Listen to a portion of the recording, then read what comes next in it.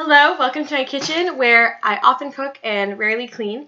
So I'm just starting this new channel about how to live vegan and cheaply at the same time. A lot of people think that that's not possible, but really since going vegan, I've been able to save a ton of money on food. Well, I've been vegan for a while, so I started out when I was living at home, and that's, when you get your fancy coconut clusters and hemp seeds with organic maple syrup. So my parents would buy things like that, which was great, and they're delicious, but you can also live vegan on your own on a really strict budget, eating a lot of beans and legumes, and then bulk items, just like cheap fruits and veggies.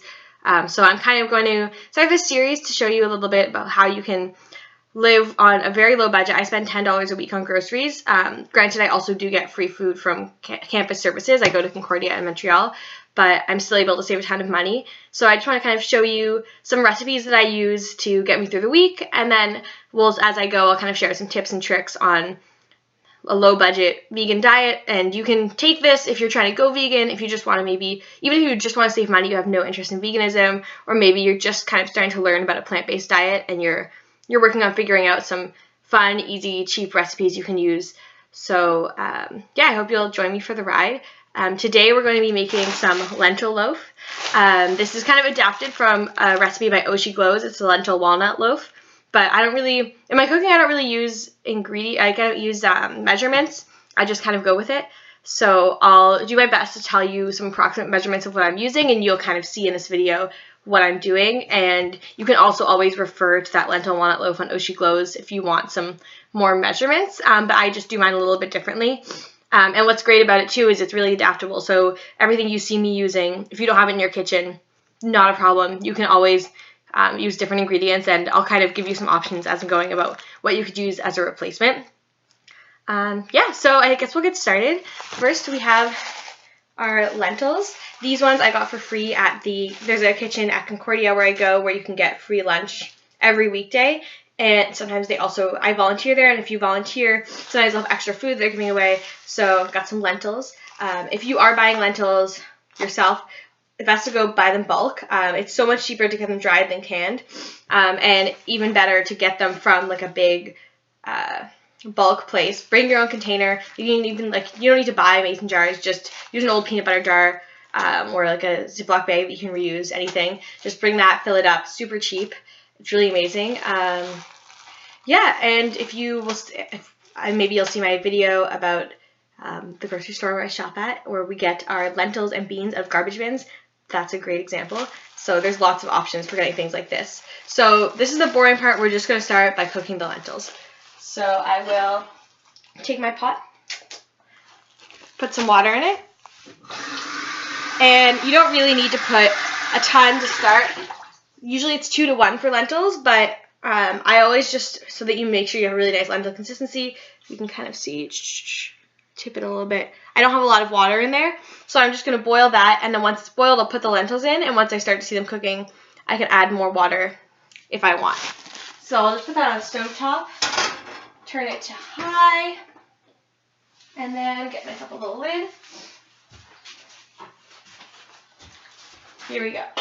So I'll let that boil, and while that's happening, I'm just going to saute a few of the vegetables we're going to be using. So you don't need to saute the vegetables before. They'll still cook in the oven, but it just gives them a little bit nice. It lets them release the flavors. So I'm just going to grab some carrots.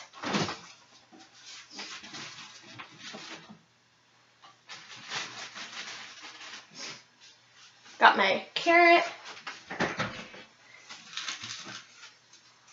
And I've got my onion.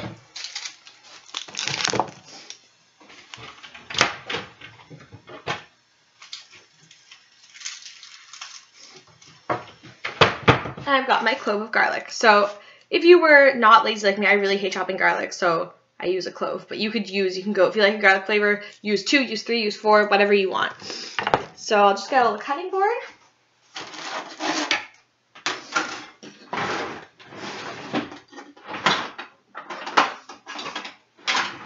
Handy dandy knife.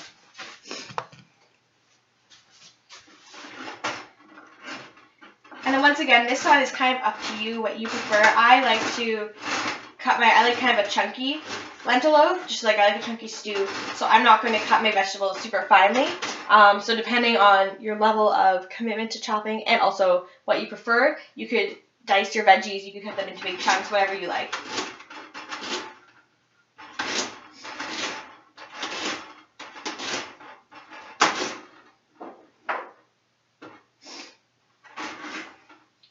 So when I tell people that I spend $10 a week on groceries, they don't always believe me, but it's actually a lot simpler than you would think. And like I said, a huge part of that is I probably am able to eat like 1 free meal a day just from campus resources, like going to wine and cheese nights on campus, different events where there's free food. So it usually turns out to be like once a day I usually get a free meal, a free lunch.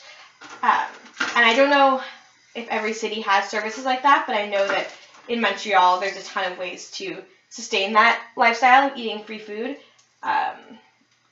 There's also a lot of food banks if you're in need. I don't usually go to things like that just because I don't need it, but there are a lot of options. So I hope that if you're in Montreal, maybe you'll look into going to places like People's Potato, or in the summer times there's Food Against Fascism, which gives a free lunch on Saturdays. And then if you're in another city, maybe there are resources like that you just don't know about. So I'm hoping that's something you're able to find and have access to.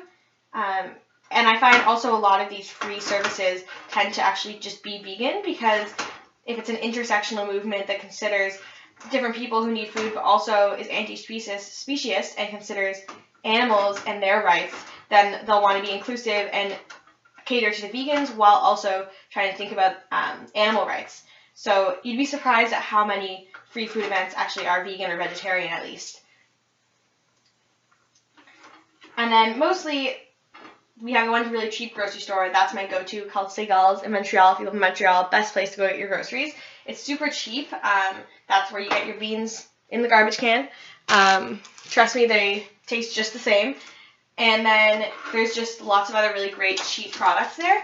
So that's a really amazing way to get your food for really cheap. Sorry, I'm just going to grab a pan. Here we go for our sauteing. You don't need oil to saute your vegetables, so I'm just going to put a tiny bit of water at the bottom. If you prefer that oilier taste, you can always go for it, but if you're going for the really cheap recipe, then water is great. Although we will use some oil in the recipe later on. So I'm just going to put that on the stove top as well. Put my carrots.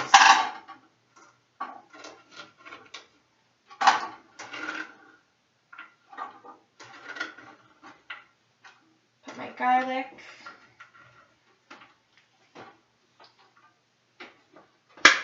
I'll just turn that to medium-high heat. So I was just talking about grocery stores. So another one I go to is called the Frigo Vert in Montreal. It's a student co-op, but it's open to any community members, and they have really cheap prices. I get like a giant thing of oats for $1, and that lasts me for like almost a month. So you can just get any like really basic staple bulk ingredients. They also have some other fun foods you can buy. But essentially, it's just all about kind of bulk and like reducing what you need and kind of buying what you need at a time. If you're buying bulk, you can just literally get what you need for the week or even the day, and then you don't have to worry about wasting. And co-ops are really the best place to go. So a lot of co-ops are very vegan friendly, and they will just have a lot of really great accessible grocery services and sometimes like extra food services. So always like look into co-ops in your city, or if you're in Montreal, I know that there's kind of an infinite amount, so you'll be good. And then in terms of just like a general vegan diet, we'll interrupt that thought. I'm going to pour my lentils in. The water is boiling. I'll have to apologize if the fire alarm goes off. Our apartment just thinks the house is on fire all the time, anytime we use the oven. So when you hear a loud screeching noise, I'm sorry. So pour in my lentils.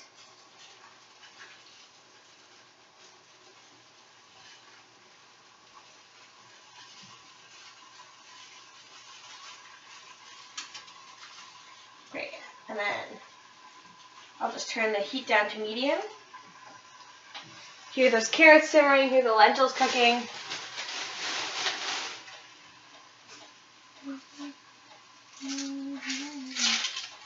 So as I was saying, just kind of, but a lot of people also ask me questions about a vegan diet that I'll try to kind of answer on this channel. So biggest one, which is the biggest cliche, Every vegan hates being asked this question, but it's where do you get your protein?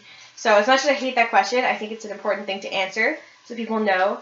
So I mean, in this meal alone, we're getting a ton of protein from the lentils. Lentils are super high in protein and other great nutrients. Honestly, any legume is great. They're super versatile. You think like, oh, chickpeas every day must get so boring. There's so many, even with chickpeas alone, there's so many things you can do. There's other beans and legumes. My biggest, especially as a cheap alternative, my biggest go-to is peanut butter. You can use that. You think, oh, just peanut butter and jelly, but you can use that. You can make really great peanut sauces. You can make curries with peanut butter. You can make a veggie pate with peanut butter. There's tons you can do with that, and you can find that for really cheap if you're fancy. Almond butter is a great alternative. And then there's a lot of things we don't know about protein in them. Oats have a lot of protein in them. Cauliflower, broccoli, a lot of leafy greens have protein. So you can get a lot of protein just from your vegetables alone. If you are an athlete, or if you're just really hungry, it's good to supplement with lots of different kinds of protein. Quinoa is a great source. Tofu, any soy-based products. Tempeh is really great, although that's a little on the pricier side. I buy a block of tofu for $1.39, and that's like a good 5 servings. So you can definitely find those products for cheap. Definitely cheaper, I think, than meat. I don't shop and look at the meat prices, but I'm assuming you can't buy 5 servings of meat for $1.50 that'll like sustain you for dinner for almost a week. And then in terms of, I kind of mentioned athletes, and a lot of people think that if you're an athlete, you can't get enough protein as a vegan, or you just can't get enough energy. But I would consider myself, I'm pretty active. I'm always, like, I work out every day. I go to exercise classes, I run, I do all kinds of stuff. And since going vegan, if anything, I have more energy for that. My muscles, like, they recover sooner. I just feel better. I feel more alive. So definitely not an issue. You can always talk to your general practitioner if you have concerns. There's no harm in asking questions, and also just asking other vegans that you know what they do, and ask them for their lifestyle tips. And once you fall into it, it becomes super easy. Like, I don't even think about the fact that I'm vegan. It's just how I live, and it's not something that I have to worry about. So I hope that this first recipe will be something maybe you try, and you'll keep following and checking out new recipes. So for now, we're just going to kind of let these things simmer for a bit. So we'll be back to make the rest of our loaf. See you later. Okay, so we're back. Lentils are cooked. This from start to finish. Usually cooking a pot of lentils will take about 20 minutes. But you can just kind of frequently check the consistency. If it's hard, then obviously it's not ready. But for this recipe, it doesn't have to be the perfect consistency because it will cook a little bit in the oven, and we're going to blend them up a little bit too. So don't worry too much about how your lentils are right now. And even if you're not a fan of the texture of lentils, I hope you like this recipe because it's got a different kind of twist to it. So before we deal with the lentils, I'm just going to make a little bit of oat flour. So I only have a few oats left. So this is just a prime example of using what you've got and then making it work. So I've got about a 1/3 cup of oats left. Oat flour is really amazing for everything. Basically, if you just have oats in your kitchen, you're good to go. You can make oat milk, which costs like 25 cents for a thing of oat milk. You can make oat flour. You can make oat cookies with oat flour, oatmeal, and oat milk. It's super versatile. So this is not very much, but we're just going to blend that up. I have a food processor. It's right here. The kitchen's a little small, so you can't see everything I'm doing, but here's my food processor. If you are vegan, food processor is a really worthy investment because it'll take you really far. It'll do a lot with it. So prime example is oats. So I'm just going to blend that up for a few seconds.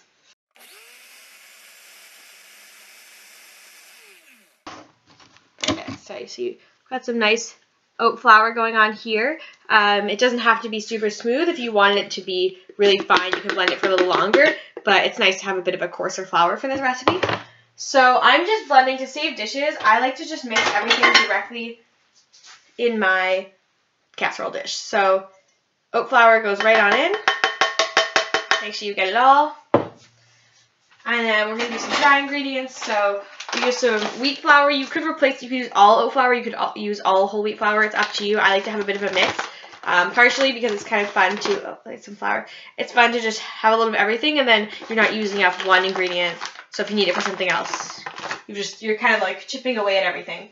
So I'll pour some in. Probably this is going to be about a cup that I'm pouring in.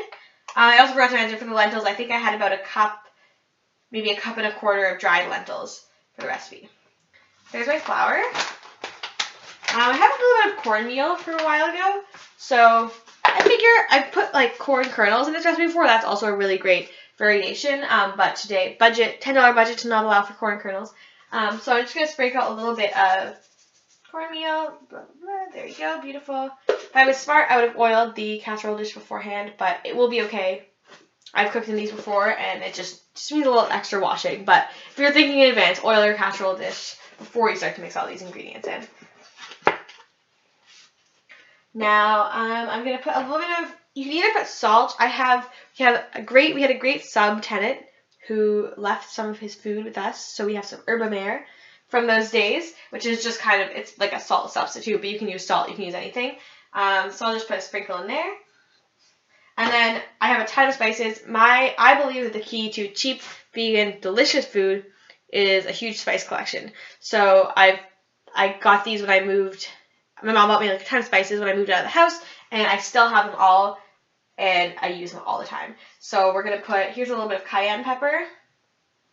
Just kind of sprinkle in. If you like it spicy, you can just do a little sprinkle. I like it pretty hot. Some chipotle. And you can put any spices you want here, whatever sounds good to you, whatever you have in your house. There's some red pepper flakes. A little bit of garam masala is good. Chinese 5-spice has like cinnamon, cloves, ginger, some other. What else do I have? Star anise seed. And this like little savory mix. It's called Mural of Flavor. It has just like garlic, onion, orange peel, some fun stuff. Just throw a little in there. I didn't get out my paprika, so I'll get that now. Some paprika. That one's really good in this recipe. I always douse it in that. So that's basically our dry ingredients. You can just grab a spoon, mix it up. Don't have to be too fancy. And then, now we're going to deal with the lentils. So I'm just going to put it in the same food processor. It's all going in the same place, so you don't have to rinse your oat flour.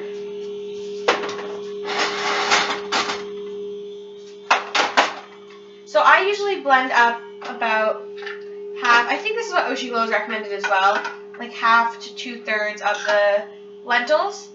And they also, once again, doesn't have to blend to be perfectly smooth, just to get a little bit of a gooier consistency.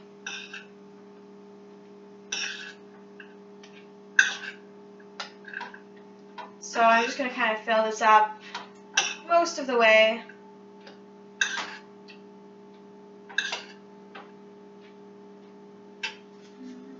So it's about this full.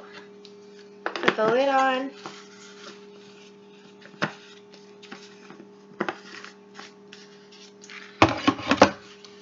You won't see it, but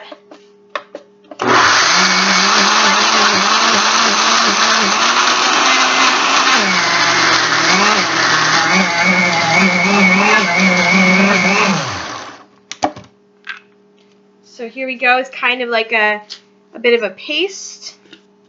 There's going to be some lentil chunks in there at the bottom, but that's going to be really good. So you have kind of a mixed consistency. If you want, this is even something like you could just make as a spread on its own. It's kind of like veggie pate. So if you add some spices to this, this could be a really good spread. But for today, we're going to scoop that in.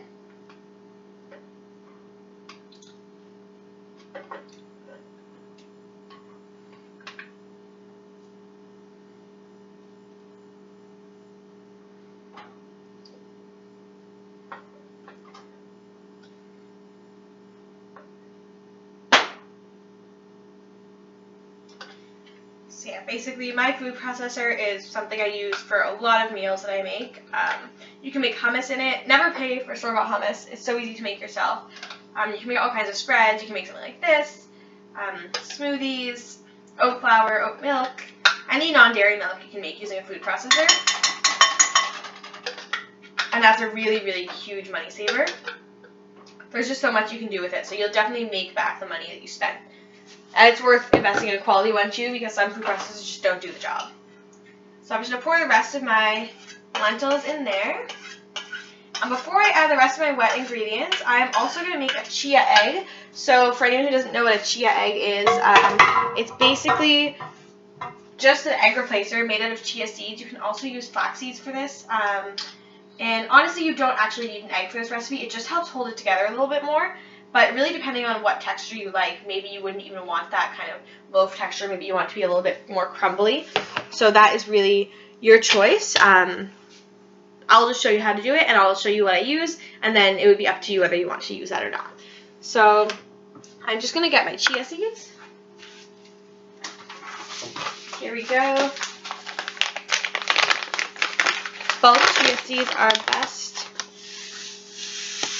Pour some, about 1 tablespoon or so, into a little container.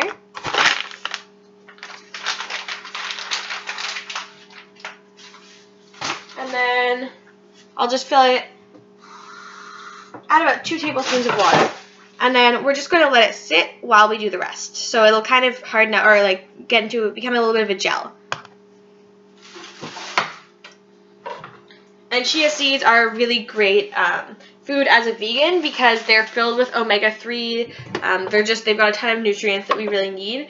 So like chia seeds and hemp seeds, I cannot recommend enough. They are kind of pricey, but if you're buying them in bulk, you can usually find a pretty good price, and you don't need very much to take you a long way. So definitely worth getting enough of that to be able to use in recipes like this. So just going to see where I put my spoon. That's always the trick. I'll just use this spoon instead. So we've got our lentils, our dry ingredients. I'm going to put in a little bit of oil. You don't need the oil. You could just use water. I just think it gives it a little bit of a richer texture, but not necessarily. I'm using this smoked olive oil, but you can use any kind of olive oil, canola oil, almond oil, avocado oil, coconut oil, whatever you want, whatever you like. I'm just going to put kind of a drizzle in there.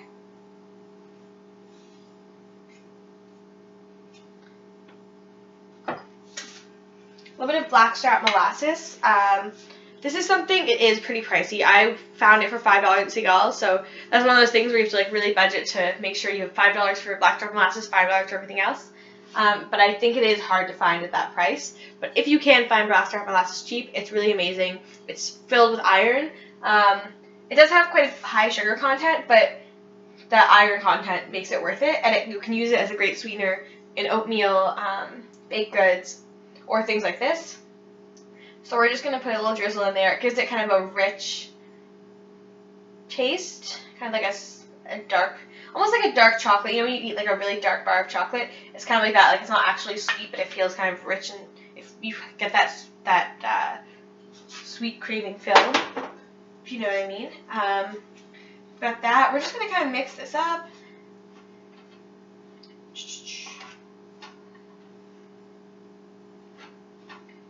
And then with things like this, it's pretty dry, so you can kind of add water to texture. So I'm just going to put a little bit of water in here.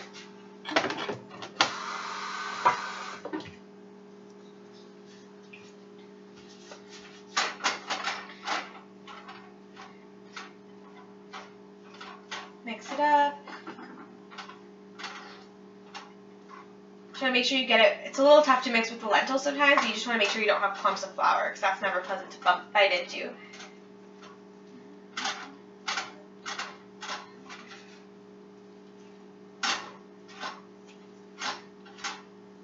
So add a little more water. So I'm curious to know kind of why anyone who's watching this video, why you might have clicked on it. So maybe put in the comments below, are you vegan? Are you interested in it? Did you just think this would be an interesting video? Is there something I didn't talk about on this video that you'd like to see in the future? Let me know, and I would love to talk about, kind of cater to the audience and make sure that all of your questions are answered. Or maybe you have a recipe you'd like to see. Let me know. I'll do my best.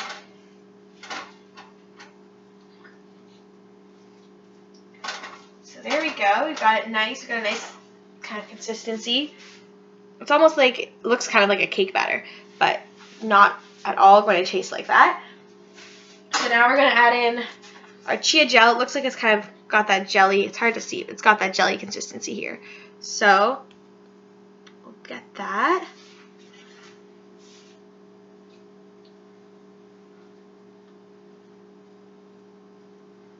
You could also use applesauce. Maybe I said that already. You can use applesauce as a replacement if you do want an egg replacer. Once again, just another one of the things. It's not necessary, but it could amp it up a little bit. And then our vegetables.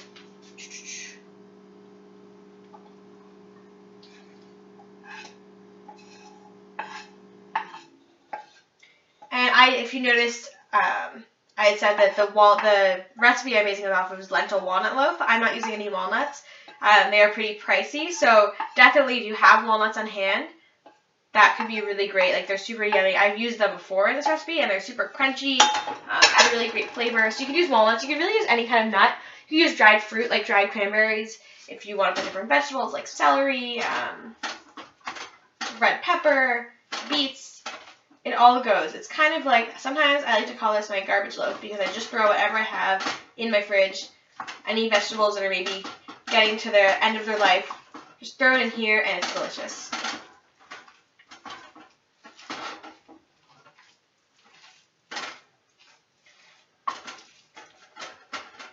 So, of course, I did not preheat my oven, but we're doing that now. I'm going to heat it to about 400 degrees. I think the recipe calls for 375, but you can do like anywhere between 350. If you're bold, you can go for 450. Just make sure you keep a close eye on it. Either way, it'll bake to a pretty nice consistency. It's not finicky like it would be if you were baking a cake or cookies. So there we go. Just taste it to make sure it is spicy enough.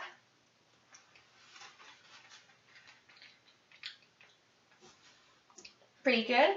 We could use a little bit more. So I'm going to throw in a little bit of paprika.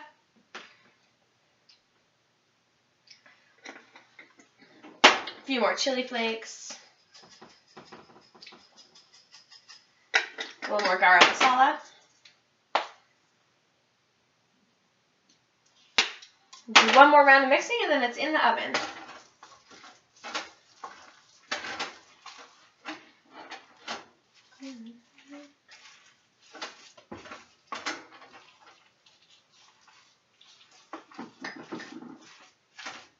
Okay, hope you're getting excited to see this. So it's done mixing. I'm just going to now flatten it out.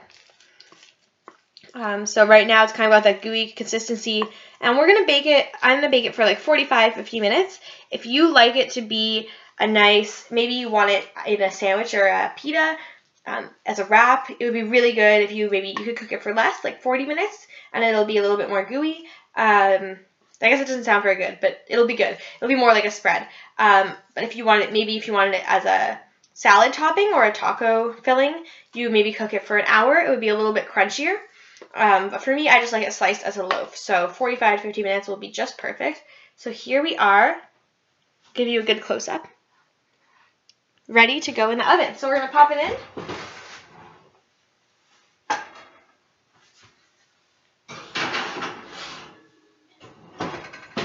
And we'll be back in 45 minutes. Okay, so here we are, 45 minutes later.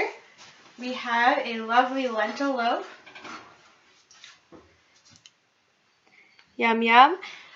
So I like my food piping hot, so I'm going to go ahead and eat it for dinner right away. But probably if you don't have a tongue of steel, you'll want to let it cool for a few minutes.